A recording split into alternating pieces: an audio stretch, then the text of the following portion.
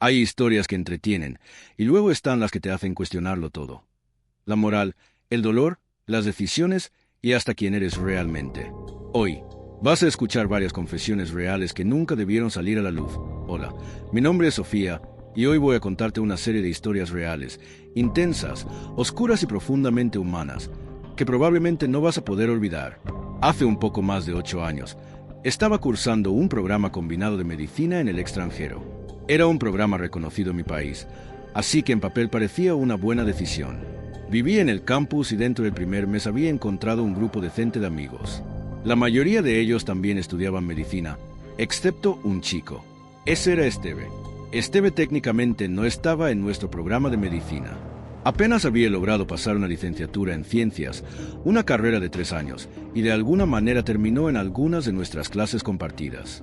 Simplemente se metió en nuestro grupo. Como yo, vivía en el campus.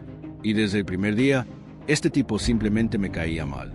Cada interacción con Esteve se sentía como una competencia extraña. Siempre trataba de compararse conmigo y con otro chico del grupo, pero yo era el único que constantemente lo enfrentaba o hacía comentarios sarcásticos. Así que me convertí en su principal objetivo. Para ser justos, el tipo realmente era un idiota. La única razón por la que se mantenía en nuestro grupo era porque hacía de terapeuta para las chicas y trataba de comprar su aprobación, pagando sus cosas, comprando regalos, todo eso. Con el tiempo, la amargura de Esteve creció. Apenas estaba aprobando y se quejaba constantemente de que ninguna chica le prestaba atención. Su lógica era que ser tan bueno debería automáticamente conseguirle una novia, lo cual honestamente decía mucho sobre él. Después de 3 años, reprobó sus exámenes finales, lo que significaba que tenía que repetir el año. Genial, un año más con este tipo rondando. Para ese entonces, la mayoría de nosotros ya nos habíamos distanciado de él. Las chicas finalmente habían visto a través de sus actitudes, y él fue socialmente excluido. Se la pasaba rondando por el campus, claramente miserable y cayendo en una especie de colapso interno por sus fracasos académicos y sociales. En ese punto, yo mantenía mi distancia, pero su odio hacia mí solo parecía intensificarse. Por ese tiempo, yo estaba saliendo con alguien.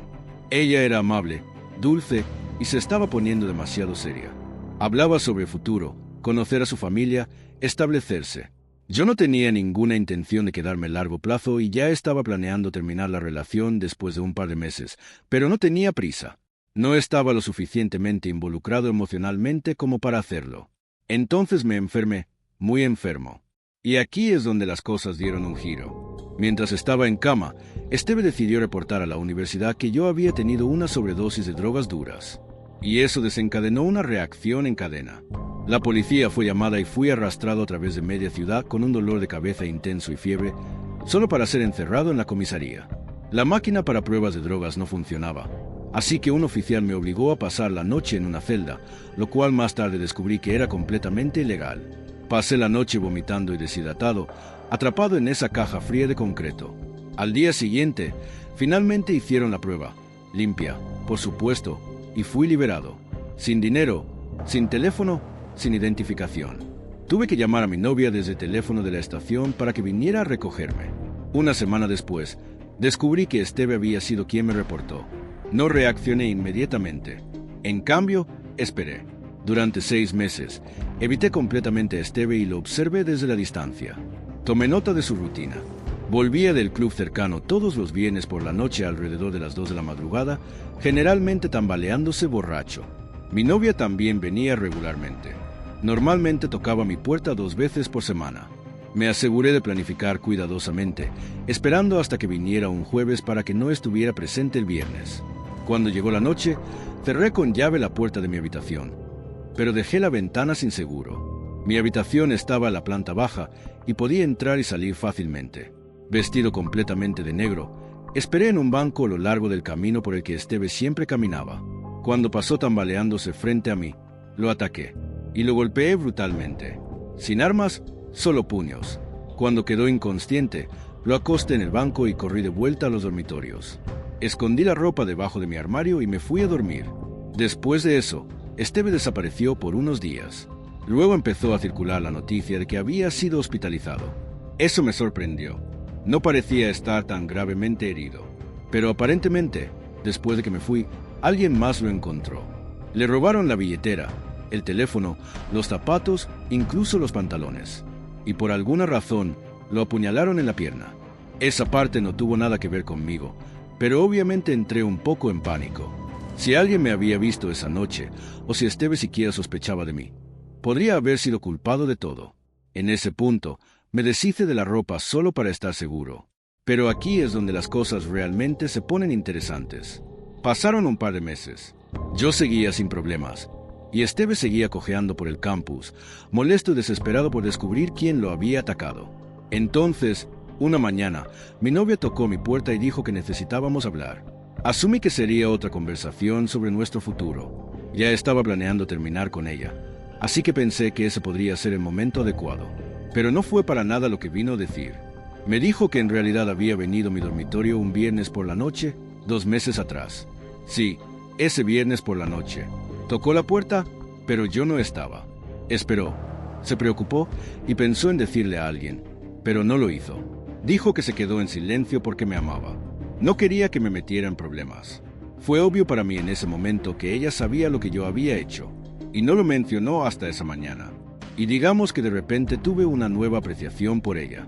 Acepté conocer a su familia. Fui a cenar, sonreí, asentí y actué el papel. Incluso me quedé en esa relación por 2 años más, completamente para mantener ese secreto enterrado. Cuando terminé mi carrera, tomé el primer vuelo de regreso a casa. Sé que mis acciones en todo esto pueden hacerme ver de una manera poco favorable. Puedo aceptar eso de los demás porque no busco la aprobación de extraños. Estoy confesando esto aquí porque es una anécdota interesante de mi vida.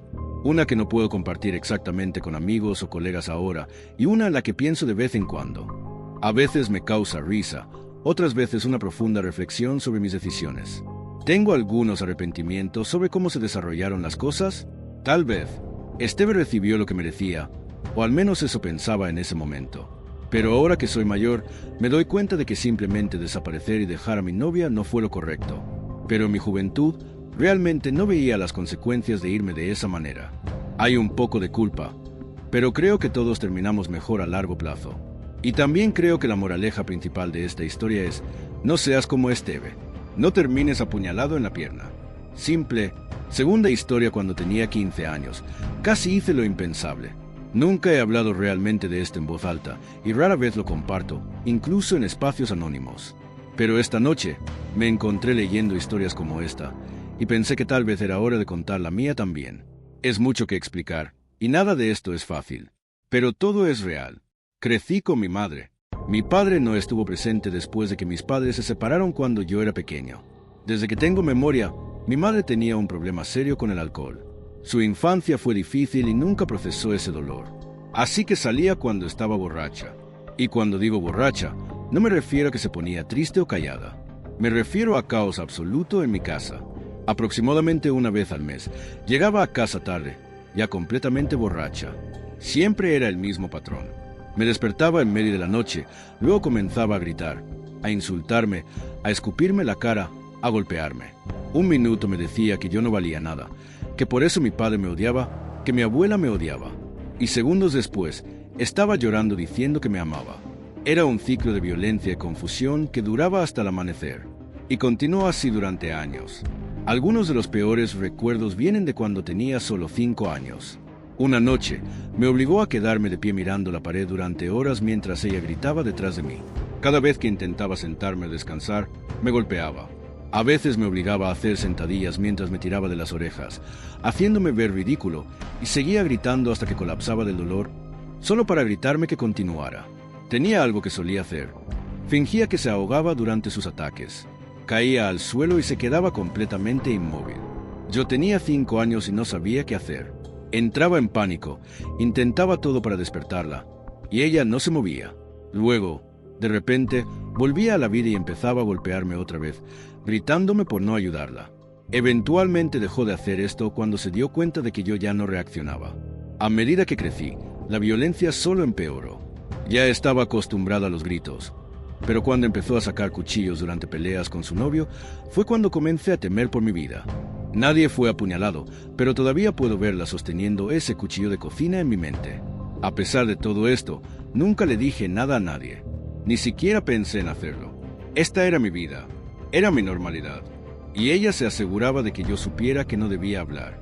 Si alguna vez mencionaba su comportamiento al día siguiente, ella decía que no lo recordaba, que yo exageraba o directamente que estaba mintiendo. A veces se disculpaba, decía que nunca volvería a pasar. Pero eso solo funcionó unas pocas veces antes de que dejara de creerle. La escuela tampoco era mejor para mí. No tenía habilidades sociales. Me refugiaba en los videojuegos. Era raro, actuaba mal, y por eso me hacían bullying constantemente. Nunca me defendía. El castigo era lo único que conocía y simplemente lo esperaba de todos. También nos mudábamos mucho. Creo que fui a 10 escuelas primarias diferentes en 4 países distintos. Polonia fue especialmente difícil. No por el país o la gente, los polacos son muy amables, sino porque vivíamos con un alcohólico rico con el que mi madre salía en ese momento. Ellos peleaban constantemente. Afortunadamente, eso no duró mucho. Mirando hacia atrás, creo que comencé a deprimirme alrededor de los 10 años. No era algo que reconociera en ese momento, pero esa sensación pesada y vacía siempre estaba ahí, y solo empeoraba con el abuso. Entonces llegó mi punto de quiebre. Tenía 15 años. Era invierno. Me estaba preparando para ir a la escuela una mañana cuando ella llegó a casa, todavía borracha de la noche anterior. Para ese momento, yo ya había dejado de reaccionar, algo que a ella no le gustaba. Sus gritos ya no provocaban la misma reacción en mí. Yo era más alto, más fuerte y emocionalmente apagado. Estaba entumecido. Ella comenzó a gritar, como siempre, y luego mencionó a mi exnovia. Ese era el único tema que sabía que me dolía. La ruptura había sido reciente y me había destruido. Algo dentro de mí se rompió. Años de abuso, miedo y humillación explotaron en ese momento. Perdí el control. Sentí como si me estuviera viendo desde afuera. Grité y me lancé hacia ella, agarrándola del cuello con ambas manos. Apreté con toda mi fuerza. La empujé hacia atrás hasta la cama, y seguí apretando. Ella no luchó, solo me miraba, y por primera vez en mi vida, vi miedo en los ojos de mi madre. La mujer que me aterrorizó durante más de una década, ahora me tenía miedo. No sé cuánto duró, tal vez segundos, tal vez 30. El tiempo dejó de existir, y de repente volví en mí. Escuché una voz en mi cabeza decir, ¿de verdad quieres hacer esto? Y fue entonces cuando la solté. Gran error, porque en el momento en que mis manos dejaron su cuello, ella me atacó. Agarró una silla y comenzó a golpearme con toda su fuerza. Usé mis brazos para cubrirme, y eso me lastimó bastante. Luego me mordió fuerte en ese mismo brazo. La hinchazón creció tanto que parecía que tenía una pelota de ping-pong debajo de la piel.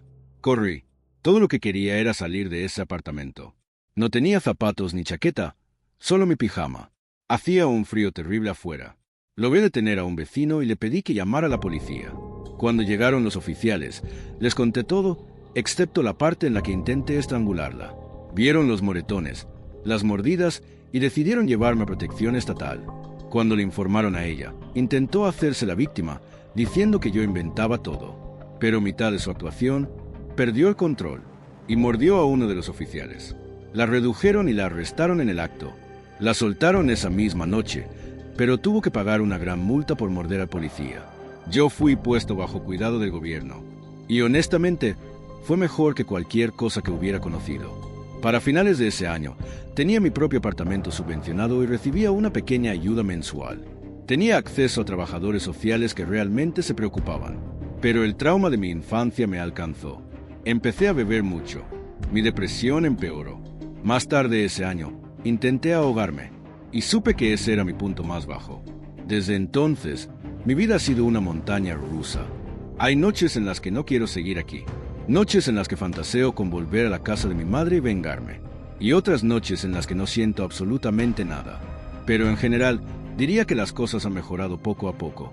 Con el tiempo, me volví más consciente de mí mismo. Dejé de ser un blanco fácil para los abusones. Aprendí a defenderme. Dejé la escuela, lo cual no fue algo de lo que me sienta orgulloso. Pero me di cuenta de que no podía seguir forzándome a hacer algo que me hacía miserable. Un día simplemente me levanté en clase, dije, a la mierda esto, y nunca volví. Pasé por varios trabajos hasta que encontré la música. Eso lo cambió todo.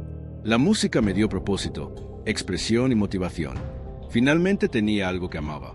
Ahora estoy trabajando a tiempo completo para convertirme en músico. Ya no me importa si fracaso. Intentarlo me hace sentir libre. En cuanto a mi madre, Las cosas se volvieron complicadas. Hemos estado reconstruyendo nuestra relación lentamente. Fue difícil al principio. Le dejé claro cuánto la odiaba por todo lo que me hizo. Pero por primera vez en su vida, ella lo aceptó. Dejó el alcohol y realmente hizo un esfuerzo. Yo me disculpé por lo que hice ese día y ella me perdonó. Pero eso no fue el final. Hace un par de años, a mi madre le diagnosticaron esquizofrenia. El peso de su pasado, la culpa y el aislamiento, probablemente la rompieron finalmente. Verla deteriorarse física y mentalmente fue devastador. Hubo un punto en el que estaba tan delgada que se podían ver los contornos de su cráneo. Y aún así, tenía una sonrisa extraña y delirante. Ahora está en nuestro país de origen, con familiares que la cuidan. Y estoy agradecido por eso. Los últimos 2 años han sido difíciles. Ella sabe que aún no la he perdonado completamente. Sabe que todavía cargo ese dolor todos los días. Le dije que tomará tiempo. Después de todo, solo han pasado 6 años desde esa noche. Esa es mi historia. Muchas cosas malas pasaron, pero me moldearon en quien soy hoy. He aprendido sobre el dolor, la supervivencia, el crecimiento. Y extrañamente, no cambiaría esa perspectiva por nada. Las personas son moldeadas por lo que les sucede, pero el cambio siempre es posible. Ya no odio a mi madre. Solo espero que encuentre paz. La crueldad muchas veces nace del dolor. Y a veces, las personas más rotas pueden cambiar si realmente quieren. La vida es demasiado corta para vivir miserable. Así que persigue lo que te haga sentir vivo. Después de todo, no tienes nada que perder.